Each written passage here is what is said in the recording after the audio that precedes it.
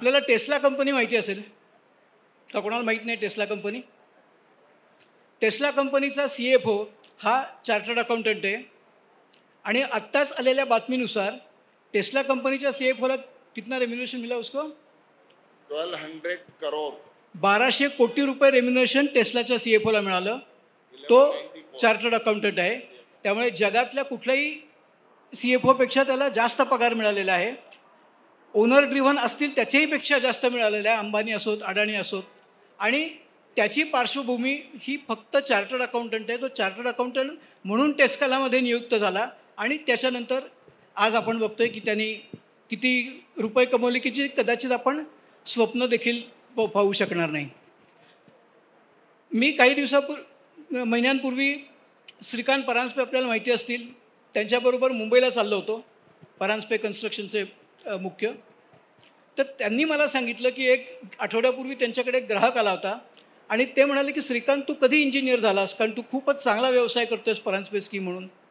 तर तो म्हणाला मी इंजिनियर नाही आहे. तो म्हणतो मी चार्टर्ड अकाउंटंट आहे आणि मी केवळ चार्टर्ड अकाउंटंट आहे म्हणून मी एवढ्या मोठ्या प्रमाणावर बिझनेस करू शकलो. कारण मी जर इंजिनियर असतो तर मी प्रत्येक साईटवर फिरत बसलो असतो, रंग झाला आहे का नाही, सिमेंट वाया जातं आहे का, ह्याच गोष्टीत माझा जास्त रस असता. पण मी फायनान्शियल मॅनेजमेंट आणि बिझनेस मॅनेजमेंटमध्ये जास्त लक्ष केंद्रित केलं. त्याच्यामुळे आज मी नावारूपाला आलो. निरंजन हिरानंदानी जे दुर्गेशभाईंनी सांगितलं, आता आपल्याला वाटेल की निरंजन हिरानंदानीच्या वडिलांची एक 25-30 एकर जमीन असेल मुंबईमध्ये, त्यांनी त्याच्यावर अपार्टमेंट बांधले असतील आणि त्यातनं ते श्रीमंत झाले असतील. आज त्यांची मालमत्ता ही सुमारे 10,000 कोटी असेल. माझी जर चूक होत असेल तर ती 20,000 कोटी असेल, त्याच्यापेक्षा कमी नसेल. पण निरंजन हिरानंदानी यांचे वडील हे डेंटिस्ट होते.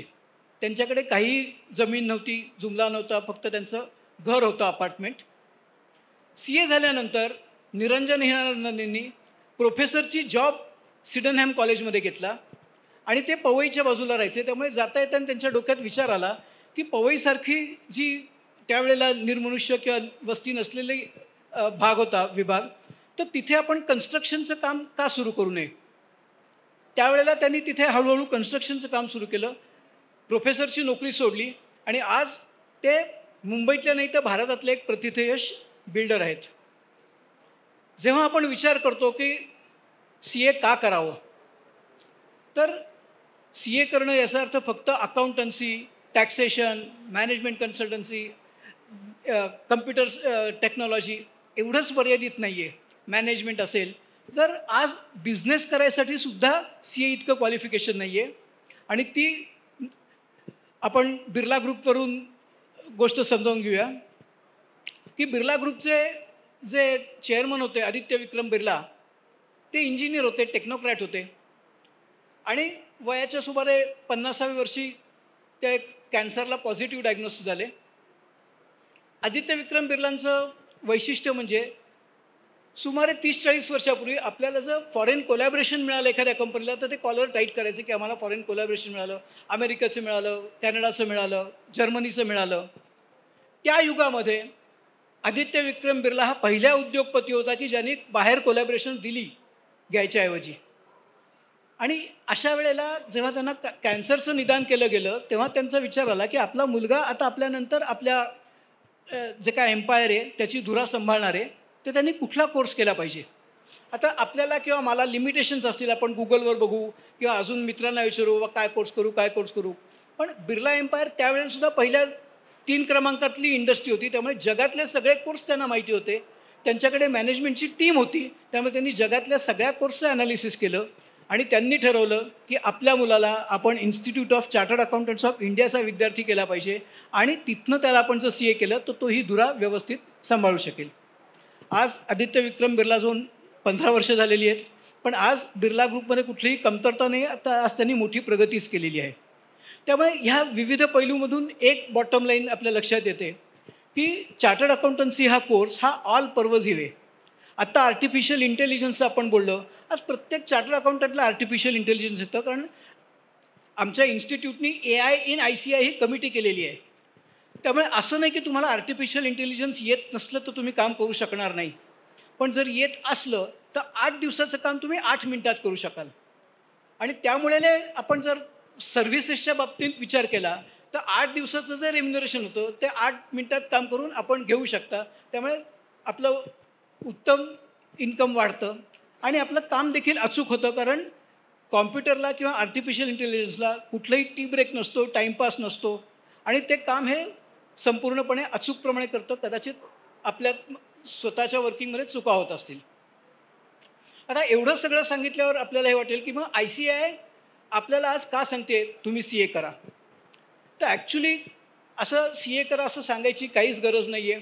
कारण आज ICAIकडे आज बरीच वेटिंग लिस्ट आहे, फाउंडेशन पास झालेल्यांची आहे आणि प्रत्येकजण CA करायला उत्सुक आहे. आपण जर परदेशी CA असतील, CPA असतील त्यांच्याशी जर तुलना केली तर त्यांच्यापेक्षा जास्त डिस्काउंटिंग हे भारतातल्या CAना मिळतं. आपण युरोपात जा, आपण अमेरिकेत जा, ऑस्ट्रेलियात जा आणि आपण CFOच्या दारावर जर टकटक केलीत तर 10 दारांच्या पैकी 6 दारांच्या मागे बसलेली व्यक्ती ही इन्स्टिट्यूट ऑफ चार्टर्ड अकाउंटंट्समधनं क्वालिफाय झालेली चार्टर्ड अकाउंटंट असेल. त्यामुळे CA झाल्यावर आपल्या कक्षा केवळ भारतापुरत्या मर्यादित नाहीत, महाराष्ट्रापुरत्या मर्यादित नाही आहेत, तर त्या जगभर आहेत. जगात कुठेही तुम्ही जा चार्टर्ड अकाउंटंट्स आहेत. आज आमचे चार्टर्ड अकाउंटंट्स हे 100 देशात काम करत आहेत. आणि समजा आता मला जर कॅनडात नवीन CA असेल, कॅनडात काही नोकरी हवी असेल तर त्यांनी इन्स्टिट्यूटला कॉन्टॅक्ट केलं तर आपल्या कॅनडातल्या CAशी आपण कनेक्ट करून देतो. त्यांना तिकडे ओपनिंग मिळतात किंवा तिथला गायडन्स मिळू शकतो. त्यामुळे अशा 100 वेगवेगळ्या ज्युरिस्डिक्शन्सला आजही चार्टर्ड अकाउंटंट्स उपलब्ध आहेत आणि ते सर्वतोपरी मोठ्या पदावर काम करत आहेत. आणि केवळ भारतातच नाही तर जगामधला प्रत्येक चार्टर्ड अकाउंटंट हा इन्कम टॅक्स पेअर आहे. आज इन्कम टॅक्सची लिमिट जरी 12 लाख झाली तरी देखील चार्टर्ड अकाउंटंटना इन्कम टॅक्स भरावा लागतो कारण त्यांचं उत्पन्न त्याच्या पलीकडे असतं. शेवटी करिअर म्हणून जेव्हा आपण विचार करतो तेव्हा 3 गोष्टींचा विचार करतो. एक म्हणजे माझं उत्पन्न हे माझ्या अपेक्षेप्रमाणे असेल का, माझ्या कुवतीप्रमाणे असेल का. दुसरी गोष्ट म्हणजे मला मनात येईल त्याप्रमाणे मला काम करता येईल का, का मला फॅक्टरीतच जायला पाहिजे, मी घरून काम करू शकीन का, किंवा मला संसाराकडे लक्ष देता येईल का मुलींच्या बाबतीत किंवा हल्ली काही मुलांच्याही बाबतीत. आणि तिसरी गोष्ट म्हणजे समाजात मला काय मान्यता मिळेल, काय स्थान असेल. आपण जर ह्या तिन्ही गोष्टी बघितल्या तर आज उत्पन्नाचं मी सांगितलं प्रत्येक चार्टर्ड अकाउंटंट हा इन्कम टॅक्स पेअर आहे. आणि आपल्याला माहिती असेल की आपण सोशल गॅदरिंग्समध्ये आपलं उत्पन्न खूप सांगू पण सगळ्यात कमी उत्पन्न आपण इन्कम टॅक्सला सांगतो कारण जितकं जास्त सांगू तितकं जास्त कर भरावा लागतो. सगळेजण हे इन्कम टॅक्स पेअर्स आहेत. दुसरी गोष्ट म्हणजे कामाची फ्लेक्झिबिलिटी.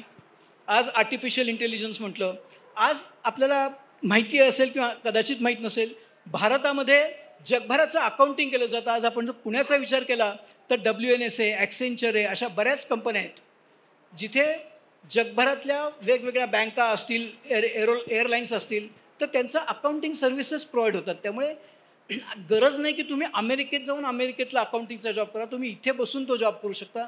तेवढी टेक्नॉलॉजी डेव्हलप केलेली आहे. आणि इन्स्टिट्यूटने देखील कोर्सेस केलेले आहेत. हे इन्स्टिट्यूटचे कोर्सेस हे कंट्री स्पेसिफिक आहेत. म्हणजे जपानमध्ये जर आपल्याला काम इथे बसून करायचं असेल तर काय करायला लागेल, जपानचे कायदे काय आहेत, जपानची बोलीभाषा काय आहे, म्हणजे ॲटलिस्ट आपल्याला जपानीमध्ये गुड मॉर्निंग निहाऊ वगैरे म्हणता आलं पाहिजे. युरोपचे असतील, अमेरिकेचे असतील, ऑस्ट्रेलियाचे असतील, असे वेगवेगळे कोर्सेस केलेले आहेत. त्याच्यामुळे आपण इथे बसून घरी बसून देखील काम करू शकतो, ऑफिसमध्ये जाऊन काम करू शकतो, फॅक्टरीत जाऊन काम करू शकतो. त्यामुळे गरज नाही आहे की आपल्याला बांधून घेतलं पाहिजे की अमक्याच ठिकाणी जाऊन काम करायचं. आता आमच्यासारखे लोक इन्कम टॅक्सची प्रॅक्टिस करतात तर इन्कम टॅक्सचं नोटीस येते की तुम्ही त्याचं उत्तर द्या आणि हे उत्तर हे कॉम्प्युटरवर अपलोड करायचं असतं. त्यामुळे समजा एखादा चार्टर्ड अकाउंटंट 11 ते 5 त्याच्या वैयक्तिक कामानिमित्त काही त्याचा लग्न समारंभ आहे, बाहेर गेला असेल, कार्यक्रमात बिझी असेल तर तो रात्री बसून इन्कम टॅक्सचं रिटर्न अपलोड करू शकतो, इन्कम टॅक्सचं उत्तर देऊ शकतो. त्यामुळे त्याला वेळेचंही काही बंधन नाही आहे. त्यामुळे चार्टर्ड अकाउंटंट्स कोर्स का करू नये हे आपल्याला विचार केला पाहिजे, नाहीतर करा म्हणूनच असं आपल्याला उत्तर मिळेल. आणि मी माझ्याकडे बऱ्याच वेळेला पालक येतात आणि म्हणतात आमच्या पाल्याला CA करायचं आहे तर काय वाटतं तुम्हाला, काही स्कोप आहे का, किंवा त्यांनी इंजिनिअरिंग करावं का, कॉम्प्युटर सायन्स करावं का.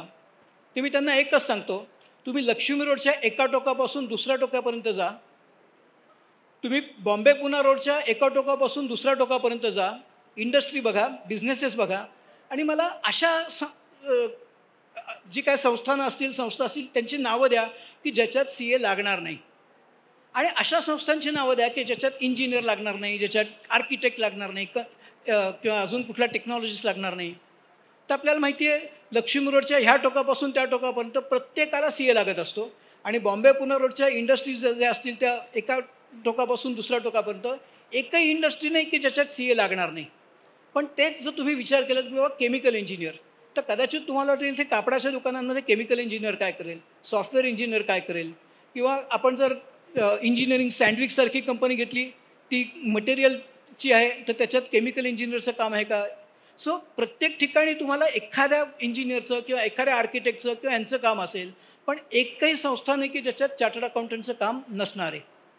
आता आपण संस्थांच्या बाहेर गेलो, गव्हर्नमेंट म्हटलं, तर गव्हर्नमेंटची डिपार्टमेंट्स असतील, इन्कम टॅक्स असेल, GST असेल किंवा अन्य कुठलं असेल, तर त्याचे देखील सर्व ठिकाणी चार्टर्ड अकाउंटंट लागतात. आज हायकोर्ट, सुप्रीम कोर्टात न्यायाधीश देखील चार्टर्ड अकाउंटंट आहेत. आज आपण पुण्यातले आहोत. मेट्रो हा आपल्या जिव्हाळ्याचा विषय आहे. आपण सगळे आतुरतेने वाट बघतोय की मेट्रो कधी होईल, आणि मेट्रो कधी होईल आणि ती झाली पाहिजे हे सरकारचंही उद्दिष्ट आहे. आणि त्याच्यासाठी त्यांनी कोणाची नेमणूक केलेली आहे मुख्य म्हणून? IAS अधिकारी दीपक सिंगला. आणि दीपक सिंगला हे चार्टर्ड अकाउंटंट आहेत. त्यामुळे खात्री बाळगा की 3 वर्षांत तुम्हाला मेट्रो मिळेल, कारण एक चार्टर्ड अकाउंटंट त्या दृष्टिकोनातनं कार्यरत आहे. आता प्रत्येक वेळेला आपण जेव्हा विचार करतो तेव्हा ऑक्सफर्ड, हार्वर्ड तिथेही जाऊन आपल्याला MBA होता येतं, त्यालाही चांगली मागणी असू शकते. मग CA का करावं? तर institute of chartered accountants of India he association किंवा अशा प्रकारची स्वतः निर्माण केलेली संस्था नाही आहे.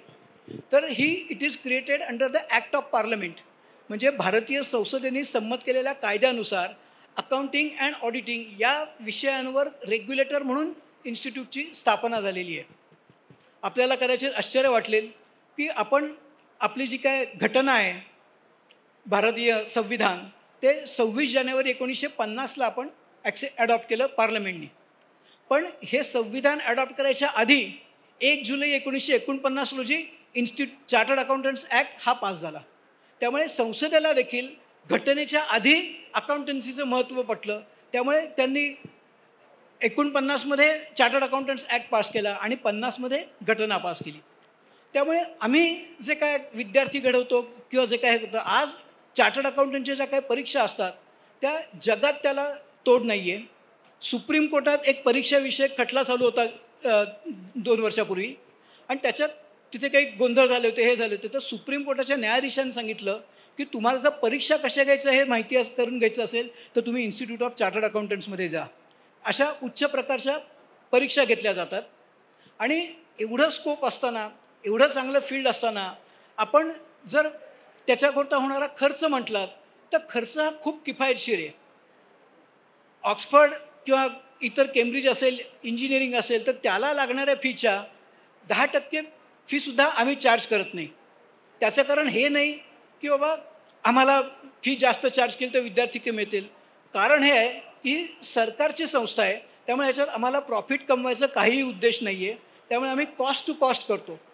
बऱ्याच वेळेला असं होतं की ती कॉस्ट देखील म्हणजे 1 लाखाच्या आतच खर्च येतो. स्टायपेंड बघितलं आपण काम करताना तो त्याच्यापेक्षा जास्त मिळतो. पण तरी एखाद्या विद्यार्थ्याला वाटलं की समजा सुरुवातीला काय 20,000 फी भरायची, तेही पैसे आपल्या पालकांकडे नाही आहेत, तर आमच्याकडे अनेक स्कॉलरशिप उपलब्ध आहेत. त्यामुळे पैसे नाहीत म्हणून एखादी व्यक्ती CA करू नाही शकली, तर हे आम्ही पाहतो की होणार नाही. ह्या ना त्या माध्यमातून आम्ही देऊ शकतो. चार्टर्ड अकाउंटंट्स वैयक्तिकदृष्ट्या देखील अशा विद्यार्थ्यांना सहकार्य करतात. इन्स्टिट्यूट म्हणून देखील आम्ही सुमारे 100 कोटीचा निधी हा वेगळा ठेवलेला आहे की ज्यातनं अशा जे कोण विद्यार्थ्यांना आर्थिक पाठबळाची गरज असेल त्यांना आम्ही आर्थिक पाठबळ देखील देतो. आणि आज त्यामुळे सर्व फील्ड्समध्ये आज चार्टर्ड अकाउंटंटचं वास्तव्य आहे. नुसतंच वास्तव्य नाही तर ते प्रत्येक ठिकाणी टॉपच्या पोझिशन्सला आहेत. त्यामुळे तसं आम्हाला कॅनव्हसिंग करायचं किंवा तुम्ही या म्हणजे ह्याला फायदा होईल काहीच गरज नाही. कारण समजा विद्यार्थी एकही नाही आला तरी CAंना काही फरक पडणार नाही, किंवा अनेक विद्यार्थी आले तरी फरक पडत नाही. फक्त कसं होतं की बऱ्याच वेळेला आपण पर्टिक्युलरली छोटी खेडेगावी किंवा असं छोटी शहरं म्हणतो, त्या ठिकाणी विद्यार्थी हुशार असतात, पण त्यांना कदाचित माहीत नसतं की बाबा CA हा पण कोर्स आहे, किंवा वेगवेगळे कुठलं त्यांचं करिअरसाठी अपॉर्च्युनिटीज आहेत, त्याच्यासाठी त्यांच्यापर्यंत पोचण्याच्या दृष्टिकोनातून आम्ही काही प्रयत्न करतो. तसं मी जसं सांगितलं की हे कायद्याने निर्माण झालेली संस्था आहे. आमचं हेड ऑफिस नवी दिल्लीला आहे आणि आमचे 5 रिजन्स आहेत. तर हे आपलं पुणे वेस्टर्न रिजनमध्ये येतं, त्याचं हेडक्वार्टर्स मुंबईला BKCमध्ये आहे. 3 वर्षापूर्वी इन्स्टिट्यूटनी जगातल्या चार्टर्ड अकाउंटंट्सची एक संमेलन घेतलं. त्याच्यात अनेक विषयांचं आदानप्रदान झालं आणि तेव्हा जगातल्या कॉमर्स फील्डमधल्या सगळ्यांना कळून चुकलं की इन्स्टिट्यूटची काय गुणवत्ता आहे. तर त्याचं उदाहरण 1-2 सांगून मी माझं मनोगत संपवीन. पहिली गोष्ट म्हणजे आम्ही सिंगापूर चार्टर्ड अकाउंटंटशी काही करार करू इच्छित होतो की इथल्या चार्टर्ड अकाउंटंट्सना तिथे व्यवसाय करता येईल, तिथल्यांना काही इथे करता येईल. पण ते थोडं चालढकल करत होतो कारण ते थोडे चायनाचे इन्फ्लुअन्सखाली जास्त होते. जेव्हा ते ह्या वर्ल्ड काँग्रेस ऑफ अकाउंटंट्सला आले आणि त्याच्यानंतर त्यांनी इन्स्टिट्यूटची बिल्डिंग बघितली, इन्स्टिट्यूटचं ऑर्गनायझेशन बघितलं, तर डिसेंबरमध्ये झालं, डिसेंबर 19मध्ये. आणि डिसेंबर 20मध्ये फेब्रुवारी 20मध्ये इन्स्टिट्यूटला पत्र आलं की भारतातला ICAIच्या परीक्षेत पास झालेला कुठलाही विद्यार्थी असेल, जो चार्टर्ड अकाउंटंट असेल, तो जर येऊन सिंगापूरला 6 महिने राहिला तर तो सिंगापूरच्या चार्टर्ड अकाउंटंटचा इक्विव्हॅलंट समजून तो तिथे व्यवसाय करू शकेल. आणि त्याच्याबद्दल त्यांनी हे मागितलं नाही की आमच्याही चार्टर्ड अकाउंटंट्सना हीच संधी द्या, की जी कदाचित आम्ही दिली नसती. पण आज कुठलाही CA जो भारतात पास झालेला आहे तो सिंगापूरमध्ये 6 महिने राहिला तर तो सिंगापूरचा CA म्हणून देखील गृहीत धरला जातो. आज इंग्लंड असेल, कॅनडा असेल, तिथल्या देखील संस्थांशी आम्ही सामंजस्य करार केलेले आहेत की इथला CA हा कॅनडा किंवा लंडनमध्ये जाऊनसुद्धा आपला व्यवसाय करू शकेल. अमेरिकेत अनेक चार्टर्ड अकाउंटंट्स आहेत. त्यामुळे आपल्याला जर उज्ज्वल भवितव्याचा, यशस्वी आणि हमखास यशाचा मार्ग जर पकडायचा असेल तर CA सारखं फील्ड नाही. याच्यात जेंडर इक्वॅलिटी सांगायची गरज नाही आहे, ॲक्च्युली जेंडर इक्वॅलिटी आहे. कारण जे कोण चार्टर्ड अकाउंटंट झालेले आहेत त्यांच्यापैकी आज 33% सभासद हे महिला आहेत.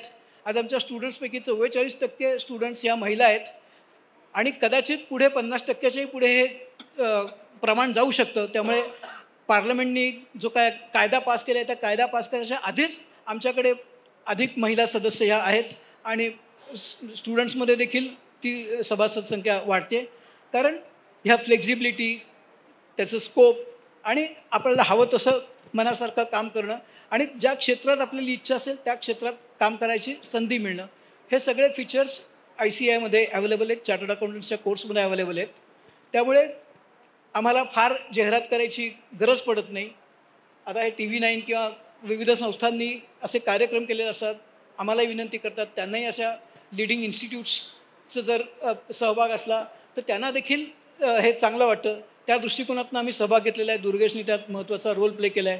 त्यामुळे आपण सगळे आलात आणि CA विषयी माहिती जाणून घ्यायची उत्सुकता हे केली, त्याबद्दल धन्यवाद. आपल्याला काही अजून शंका असल्या तरी पुण्याला इन्स्टिट्यूट ऑफ चार्टर्ड अकाउंटंट्सचं ऑफिस आहे. इथे निलेश येवलेकर म्हणून आमच्या कमिटीचे सदस्य उपलब्ध आहेत.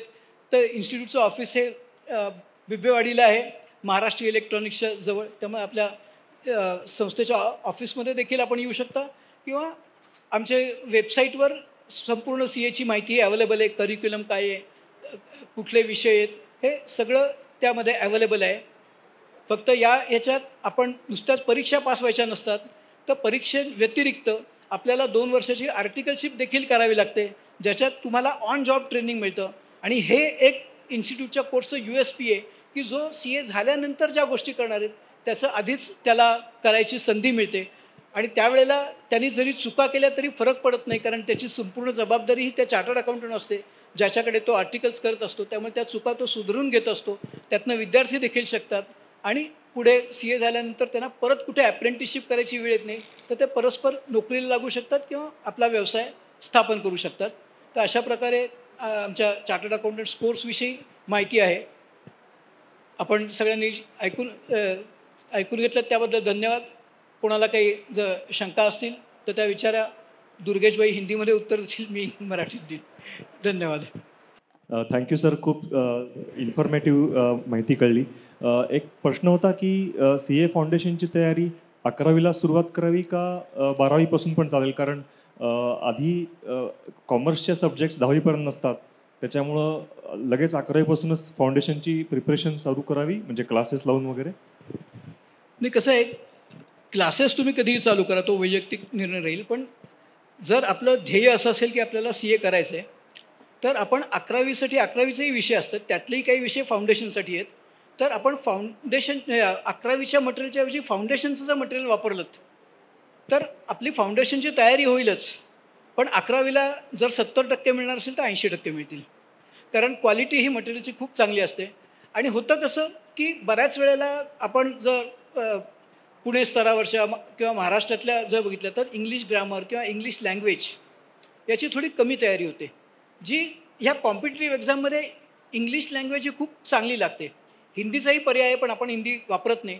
त्यामुळे ज्या पद्धतीने इंग्लिशमध्ये आपण कम्युनिकेट केले पाहिजेत आपले विचार, हे आपल्याला सराव आधीपासून होतो. आणि त्या चांगल्या भाषेतले विचार हे 11वीतल्या परीक्षेतसुद्धा उपयोगी पडतात.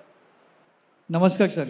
फार नमस्कार. मस्त माहिती मिळाली. फक्त एक विषय असा होता, की आता माझ्या माहितीनुसार सरकार एक नवीन कोणत्या काही स्कीमवर काम करते, की ज्याने तुम्ही जितके ट्रान्झॅक्शन करतात त्याच्यावरतीच तुम्हाला टॅक्स भरावा लागेल. तर असं काही सरकारने आणलं, तर पुढं 5 वर्षानंतर चार्टर्ड अकाउंटची ची आवश्यकता फार कमी होईल का? प्रमाण कमी होईल का? असं मला वाटतंय. ते योग्य आहे का?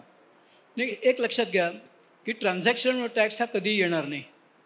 त्याचं कारण लक्षात घ्या, की कुठलाही सरकार हे बहुजन हितासाठी असतं. जर तुम्ही ट्रान्झॅक्शनवर टॅक्स लावलात, तर तो गरिबांवर जास्त टॅक्स लागतो. कारण ज्या ट्रान्झॅक्शन्समध्ये एखाद्याचा पगार समजा 30,000 असेल, तर त्या 30,000मध्ये 28,000 त्याचे खर्च होत असतात. मग ज्याचा 30 लाख असेल, त्याचे काही 30 लाख खर्च होत नाही, त्याचे 10 लाखच खर्च होतात. त्यामुळे कम्पॅरेटिव्हली ट्रान्झॅक्शन टॅक्सचं बर्डन हे गरिबांवर जास्त पडेल. हा एक मुद्दा. आज जे सांगितलं जातं, की तुम्ही ट्रान्झॅक्शन टॅक्स लावलात, तर आपोआप तुम्हाला तितकंच कलेक्शन सोप्याप्रमाणे होईल, तर हे खोटं आहे. याचं कारण ते जे काय चेकचे किंवा बँकिंग ट्रान्झॅक्शनचे व्हॉल्यूम सांगतात, त्या व्हॉल्यूममध्ये गव्हर्नमेंटचंही व्हॉल्यूम आहे. किंवा गव्हर्नमेंट समजा 1000 कोटी महाराष्ट्राला पाठवतं टॅक्सला, ते चेकनी किंवा बँकिंग चॅनल्सनी पाठवतात. तर हे जे काय गव्हर्नमेंट टू गव्हर्नमेंट ट्रान्झॅक्शन्स आहेत, ती सगळी टॅक्सच्या कक्षेबाहेर जातील. आता आपण पुण्यात आहोत म्हणून टेल्को चिंचवड आणि टेल्को पिंपरी तेही एकमेकांना पैसे देत असतात. मग जर त्या ट्रान्झॅक्शनवर टॅक्स पडायला लागला, तर ते एकमेकांना पैसे देणं बंद करतील. ते म्हणतील की तुमच्या व्हेंडरला आम्ही डायरेक्टली पैसे देतो, आम्ही कशाला तुम्हाला द्यायचं, मग करायचं डबल डबल टॅक्स भरायचा. आणि पुढे असं होईल की समजा एखादा किराणा मालाचं दुकान आहे आणि एखाद्याचं मेडिकलचं दुकान आहे, एखाद्याचं कापडाचं दुकान आहे, आणि त्यांची काही जर बिलं झाली किराणा मालाची, तर ते सांगतील की तुम्हाला मेडिकल घ्यायचंच आहे, तुम्हाला कपडे घ्यायचेच आहेत, तर आम्ही चेक द्यायच्याऐवजी हे तुम्हाला कपडेच देतो किंवा मेडिकलची औषधं देतो, किंवा आपण कॅशमध्ये देऊया. त्यामुळे आज जर आपण बघितलं तर टॅक्सचं कलेक्शन वाढतं आहे, ते बँकिंग ट्रान्झॅक्शन्समुळे वाढतं आहे. बँकिंग चॅनल्समध्ये चाललो आहेत. आपण पाणीपुरी देतानासुद्धा स्वाईप करतो मोबाईल आणि पैसे देतो. तर हे सगळं कमी होत जाईल. कारण जर त्याच्यावर टॅक्स पडायला लागला, तर तो पाणीपुरीवाला म्हणतो बाबा कॅशमध्ये द्या, किंवा कॅशमध्ये पाणीपुरी 100 रुपये, स्वाईप करायचं असेल तर 115 रुपये. मग लोक 100 रुपये देऊन घ्यायला लागतील. त्यामुळे हे एक वास्तव आणि ज्यांनी हे ओरिजिनेट केलं त्यांना देखील मी हे प्रश्न विचारले होते. आज तागायत त्यांनी उत्तर दिलेलं नाही आहे. आणि CAचं फील्ड हे केवळ टॅक्सपुरतं मर्यादित नाही आहे, त्याच्यात अनेक गोष्टी आहेत. त्यामुळे टॅक्स हे CAंपैकी फक्त 10% करत असतील, बाकी इतर अनेक गोष्टी करत असतात. सर, माझा एक प्रश्न होता. CA सोबत आपण डिग्री म्हणून काय करावं? नाही केली तरी काही फरक पडत नाही. फक्त पदवीधर विधानसभा मतदारसंघात मतदान करता येत नाही. बाकी कोणी विचारत नाही की बाबा तुम्ही CA झालात तर BCom काय नाही झालात. होतं कसं की मुलांना किंवा मुलींना कॉलेज लाईफ पण एन्जॉय करायचं असतं. ते जर नसेल करायची गरज नाही. सर, पण करायचं असेल तर काय करावं? नाही, कसं असतं की त्याच्यात ॲडिशनल नॉलेज नाही मिळत. कारण जे काय नॉलेज BComपर्यंत येते त्याच्यापेक्षा खूप जास्त नॉलेज CAमध्ये असतं. त्यामुळे हा वैकल्पिक आहे, आपण ते करावं का करू नये. मग असं काही जणांच्या मनात धास्ती असते की आपण CA नाही झालो तर काय, तर ॲटलिस्ट BCom तरी होऊया. त्या व्यतिरिक्त तसं डिग्री करण्यामागे काही हे नाही, कुठलंही त्याच्यात अडचण नाही आहे. एकदा CA झाल्यानंतर तुम्हाला कोणी विचारत नाही की बाबा तुम्ही BCom आहात का. जसं BCom झाल्यावर कोणी 10वी पास आहात का नाही विचारणार, तसंच आहे ते. There are some post qualification courses.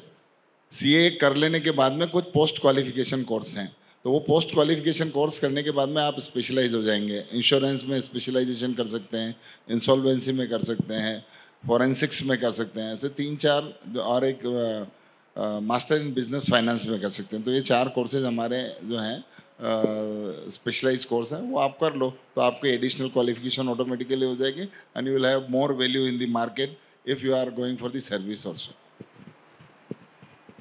Sir आता मी 12वीत आहे आणि मी सी ए फाउंडेशनची तयारी पण करते आहे. सो माझ्या एका फ्रेंडने विचारलं की तू सी ए तर करते आहेस, पण आता जे ए आयने जे नवीन जॉब्स क्रिएट होणार आहेत आणि जे आधीचे जॉब्स डिस्ट्रॉय होणार आहेत, तर त्याच्यावर सी एवर इम्पॅक्ट पडला मोठा. तर कारण की मोस्ट ऑफ द जे आपण बुक किपिंगचं हे म्हणा ते आपण ए आयने पण आत्ता करू शकतो. भले थोडंसं आन्सर चुकीचे येतील, पण जर ते एकदा ॲडव्हान्स झालं सपोज तर त्याचा फरक पडू शकतो. मग माझा ह्या प्रश्न म्हणजे त्याच्या ह्या प्रश्नावर मला काहीच उत्तर नव्हतं.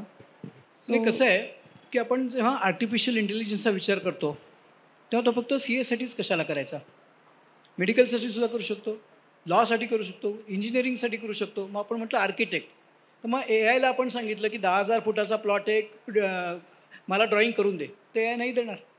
त्यामुळे हा जो ए आयचा धोका आहे किंवा परसिव्ह झालेला आहे तो प्रत्येक फील्ड्सला आहे, फक्त सी एला आहे असं नाही. पण काय होतं की आपण जर 1980चं दशक बघितलं तर तोपर्यंत हाताने अकाउंट्स लिहायचे. त्यामुळे लक्षात घ्या की टेल्कोसारख्या कंपनीला, इतर कंपन्यांना किंवा बँकांकडे अशी मोठी मोठी लेजर असायची आणि ते काम करायचं. मग कॉम्प्युटर आल्यावर सगळ्यांना वाटलं की आपलं काम कमी होईल का, पण आज कमी झालं आहे का वाढलं आहे. त्यामुळे कुठलीही टेक्नॉलॉजी आली तर त्या टेक्नॉलॉजीबरोबर ज्या व्यक्ती चालतात त्यांचं नक्कीच प्रगती होत असते. जे टेक्नॉलॉजीला नजरअंदाज करतात त्यांची तितकी प्रगती होऊ शकत नाही. आणि आज देखील सांगतो, आज इन्स्टिट्यूटनी स्वतःच A I in I C I course committee केलेली आहे आणि त्याच्यामार्फत वेगवेगळे कोर्सेस केलेले जातात. CAGPT हे आम्ही ॲप पण तयार केलं आहे. त्यामुळे काय होतं की जे काम मी 8 दिवसात करणार आहे ते कदाचित माझं अर्ध्या तासात किंवा 1 तासात होतं. मग उरलेला वेळ मी बाकीच्या गोष्टींसाठी वापरू शकतो. त्यातनं देखील मला कमाई होऊ शकेल. ठीक आहे बाबा, 8 दिवसाचे जेवढे पैसे मिळणार तर ते 8 नाही मी करणार, 4 दिवसाचे चार्ज करेन, पण माझ्याकडे उरलेले 4 दिवस तर अवेलेबल झाले. आणि ए आय हे प्रत्येक ठिकाणी हे होत नाही. आत्ता देखील घडलेले 2 प्रसंग सांगतो की बंगलोर ट्रायब्युनलमध्ये एकाने ए आयवरनं उत्तर काढून दिलं असे केस लॉ वगैरे देऊन, आणि नंतर त्यांनी त्याच्यावर ऑर्डर पास केली की ते बरोबर आहे धरून. पण नंतर जेव्हा हायकोर्टात गेली तेव्हा त्यांना लक्षात आलं की ते केस लॉ खोटे आहेत.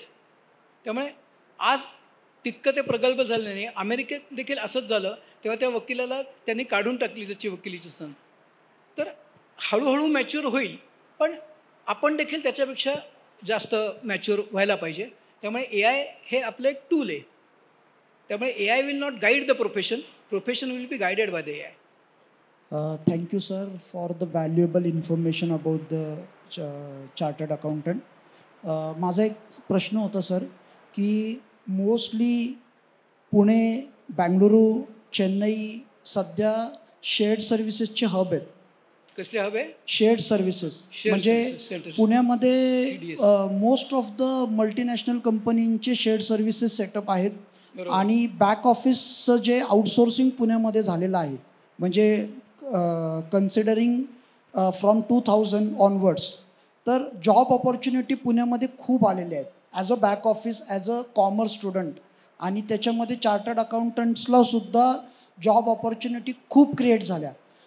बट आता इथनं येणाऱ्या पुढच्या काळामध्ये हे जे बॅक ऑफिसेस जे आउटसोर्सिंग म्हणजे मोस्टली युरोप रिजनमधनं किंवा अमेरिकासारख्या देशांमधनं जे झालेलं आहे, तर त्याचं काही पॉसिबिलिटी आहे का की हे शेअर्ड सर्व्हिसेसचं जे आउटसोर्सिंग झालेले आहेत कामं ती परत तिकडे त्यांच्याच रिजनमध्ये परत जातील वगैरे, असं काही पॉसिबिलिटी किंवा असं काही? जसं आपण make in India he mission चालू केलेलं आहे, तसं प्रत्येक सरकारला असं वाटेल की आपण मेक इन USA करावं. आत्ता ट्रम्पनी ते केलेलं आहे. त्यामुळे आपल्याला कल्पना आहे की इलॉन मस्कची जी काय प्रॉडक्ट्स आहेत किंवा आयफोनचे प्रॉडक्ट्स आहेत त्याच्यावर त्यांनी भारतातल्या प्रोडक्शनवर ड्युटी वाढवली. त्याच्यानंतर काय झालं, त्यांनी ट्रम्पबरोबरचे संबंध तोडले पण भारताबरोबरचे संबंध नाही तोडले. त्यामुळे समजा ते परत तिथे अकाउंटिंग करायला लागले तर करू शकणार नाहीत किंवा त्यांना करता येत नाही असं काहीच नाही, तर नक्कीच करू शकतील. पण ज्या कॉस्टनी, ज्या एफिशियन्सीन, ज्या इकॉनॉमीनी भारतातनं त्याचा पुरवठा होतो तो कुठेही होणार नाही जगात. आपल्याला गिफ्ट सिटी माहिती असेल, गांधीनगरला अहमदाबादच्या जवळ त्यांनी काढलेली आहे. तर सिंगापूर हे फायनान्शियल हब आहे जगाचं. तर ते सिंगापूरमधनं ते फायनान्शियल हब भारतात यावं म्हणून ते गिफ्ट सिटी काढलेली आहे. तर त्या गिफ्ट सिटीमधले बरेचसे कायदे करण्यात इन्स्टिट्यूटचा सहभाग होता. कारण तिथे बॅलन्स शीट डॉलर्समध्ये बोलतील, पाऊंड्समध्ये बोलतील, मग कसं करायचं. तर त्या संवादादरम्यान आम्हाला पंतप्रधानांनी विचारलं की भारत पूरे दुनिया को दवाई देता है, क्या हम अकाउंटेंसी दे सकते हैं, पूरे दुनिया का अकाउंटेंट बन सकते हैं. तेव्हा इन्स्टिट्यूटने सांगितलं क्यों नहीं बन सकते, हम आज भी है, आज भी सर्विसेज दे रहे, तो हम ज़रूर सर्विस देंगे. त्याच्यानंतर गिफ्ट सिटीमध्ये बॅड सर्व्हिसेस ॲड झाल्या, बुक किपिंग, अकाउंटन्सी, टॅक्सेशन. त्या जर गिफ्ट सिटीमधनं दिल्या तर 10 वर्ष टॅक्स भरायला लागणार नाही. त्यामुळे अकाउंटन्सीला कुठेही मरण नाही आहे. भारतातले लोक हे जे आपण ह्याचं आउटसोर्सिंग बघतो, इन्फॉर्मेशन टेक्नॉलॉजी, सॉफ्टवेअर, ते भारतातील लोक कॅल्क्युलेटिव्ह आहेत, they are intelligent as compared to others. त्याच्यामुळे ते काम येतं, ॲक्युरसी आहे आणि आपण जास्त वेळ काम करतो. तुम्ही तुमचे जर संबंध इंग्लंडला किंवा अमेरिकेत असतील तर शनिवारी फोन करून बघा कोणी उचलतं का. भारतात रविवारी उचलतील. सर, शेवटचा प्रश्न आहे. सिंगापूरमध्ये तुम्ही म्हणालात की तो एक नवीन कॉन्ट्रॅक्ट झाल्यासारखं आहे, तर इथला CA झाल्यानंतर CPA किंवा SCCA करावं लागतं आणि मगच तिथे जॉब मिळतो. कारण त्या कंट्रीजमध्ये म्हणजे CPA आणि SCCA तिथे तसं काही करावं लागेल का? कसं आहे की प्रत्येकाला अकाउंटन्सी किंवा मॅनेजरियल ज्या काय सर्व्हिसेस असतात, सर्व्हिसेसचं डिलिव्हरन्स हवं असतं. मग त्याचं क्वालिफिकेशन काय हे गौण असतं. फक्त कसं आहे, आजपर्यंत जेव्हा CA फार माहीत नव्हतं, आजपर्यंत मी आज म्हणत नाही आहे, गेल्या दशकाच्या आधीपर्यंत, तेव्हा लोक CPA, SCCA असं म्हणायचे. पण आज कोणीही CAला डिस्क्रिमिनेट करत नाही. तसं असतं तर जगातल्या 100 देशात आज CA काम करतात. आज टेस्लाचा CFO चार्टर्ड अकाउंटंट आहे. त्याचं आता यांनी सांगितलं त्याचं 120 कोटी पगार मिळाला त्याला गेल्या वर्षी. हे झालं नसतं. तर टेस्ला एक उदाहरण आहे. तुम्ही अनेक इतर बऱ्याच कंपन्या घ्या, आज भारतातली लोक सगळीकडे कार्यरत आहेत. आणि आज आम्ही एस्टिमेट केलं तर जगातल्या वेगवेगळ्या देशातल्या एक 10 पैकी 6 CFOज आर चार्टर्ड अकाउंटंट्स. बऱ्याच वेळेला काय होतं, आपल्याला कंपॅरेटिव्ह माहीत नसतं CAची व्हॅल्यू काय, CPAची व्हॅल्यू काय, CA पाकिस्तानची व्हॅल्यू काय, CA USAची व्हॅल्यू काय. त्याच्याकरता नारिक म्हणून एक संस्था आहे इंग्लंडमध्ये, तर ती नारिक बेंचमार्किंग करते ह्या प्रोसेसचं. तर एक 6 वर्षापूर्वी नारिकनी CA आणि जगातल्या कोर्सेसचं बेंचमार्किंग करून CA ही पोस्ट ग्रॅज्युएटशी कम्पॅरेबल आहे असं त्यांनी सर्टिफिकेट दिलेलं आहे. आणि त्याच्यानंतर ह्या आफ्रिका, युरोपमधल्या CAचे सगळ्यांचे पगार आपोआप वाढले आणि ते रेकग्नाईज झालं. फक्त होतं कसं, काही काही ज्या संस्था आहेत अकाउंटंटच्या, त्या खाजगी संस्था आहेत, तो त्यांचा व्यवसाय आहे. त्यामुळे ते जाऊन त्यांना काय गिफ्ट द्या, हे द्या करून तिथलं हे करून घेतात. पण शेवटी कसं असतं, proof of pudding is in eating. त्यामुळे जर तुम्ही चांगल्या सर्व्हिसेस दिल्या तर तुमची गणना होते किंवा तुम्हाला जॉब्स मिळतात. या सगळ्या CAना जॉब मिळत आहेत. आता हे जे मी CA सांगितले त्यातले सगळेच एम्प्लॉयमेंटमध्ये असे आहेत असं नाही, तर ते प्रोफेशनमध्ये सुद्धा आहेत. आणि ओमानमधले मी मध्ये UAEला गेलो होतो. इवन UAEमध्ये जो टॅक्सचा आला आता, आधी GST आला, आता इन्कम टॅक्स आलेला आहे, तर त्याचं कोर्स मटेरियल भारतातल्या आम्ही इन्स्टिट्यूटनी बनवलं आणि ते आमचे कोर्सेस चालू आहेत तिथे. त्यामुळे अथॉरिटेटिव्ह इन्फॉर्मेशन जी काही दुबई टॅक्स संबंधी आहे ती भारताने प्रोव्हाइड केलेली आहे. त्या दरम्यान मी जेव्हा दुबईला गेलो होतो तेव्हा ओमानमध्ये सुद्धा त्यांनी नवीन टॅक्स लॉज लिहून घेतले. ते ज्या व्यक्तीकडून लिहून घेतले ती भारतातनं CA झालेली आहे, पुण्यातनं CA झालेली आहे. त्यामुळे आपल्या गुणवत्तेच्या आधारावर आपण जेव्हा कार्य करतो तेव्हा आपल्याला रिझर्वेशनची तिथे अलाउड आहे का वगैरे हे बघायची काही गरज नसते. आणि आज ती गुणवत्ता इन्स्टिट्यूट ऑफ चार्टर्ड अकाउंटंट्सनी वर्ल्ड वाईड एस्टॅब्लिश केलेली आहे. So thank you.